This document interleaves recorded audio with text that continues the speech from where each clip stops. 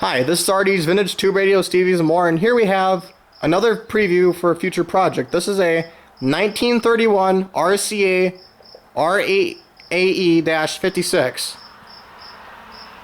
And I got this thing for free on Craigslist like a year and a half ago back, so yeah. Had this for a while. Already gave the cabinet a cold polyurethane, and this thing has a beautiful cabinet. Like a look at this. Now look at this fine cabinetry. Look at this. You don't see this anymore. This is probably the rarest set in my collection. And I'll show you the the cool thing about it. You may have already noticed it. It's this record changer.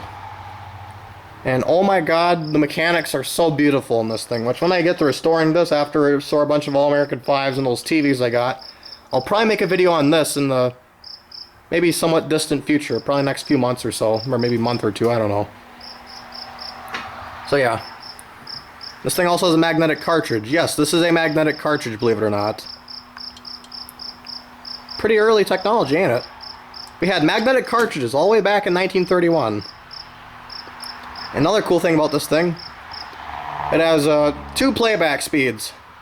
78 RPM and 33 1/3. And no, you cannot play your albums on this. This thing will carve the things because it tracks so heavy. This thing's only good for playing 78s and RCA's super rare transcription disc format, which RCA brought out that format in the early 1930s to essentially replace the 78, but it was kind of a flop because it was made out of a lighter, it's made out of a lighter material than shellac, and well, the heavy tracking of this tone arm, these machines kind of carved them up a little bit, so yeah.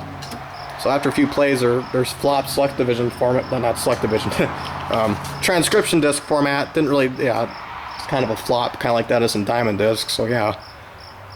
And yeah.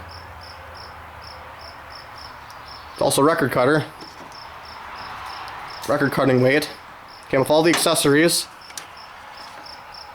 Microphone, which it still works, I messed around with it. And here's the selector knob here.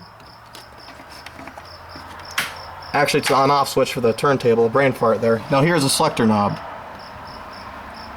You could record off you could listen to the radio, make your home recording with the microphone, and here's a switch to turn on to you could listen to records and you could record the radio. Which this is a really high-end machine back in the day. I looked up this thing's price when it was brand new. This thing cost $600 back in 1931. Which that's a few $1,000s in today's money. I forgot the actual amount, but still. This thing cost as much as a used car back in the day. Or hell, it was about the same price as a car back in the day, which, hell, this is a pretty high-end unit for the time. So the video on restoring this will probably get a lot of views, and it'll probably be interesting too, because there's not really many videos on these on YouTube, so yeah. So, this is RD's Vintage Tube Radios, TVs, and more. Like and subscribe, and have a good day.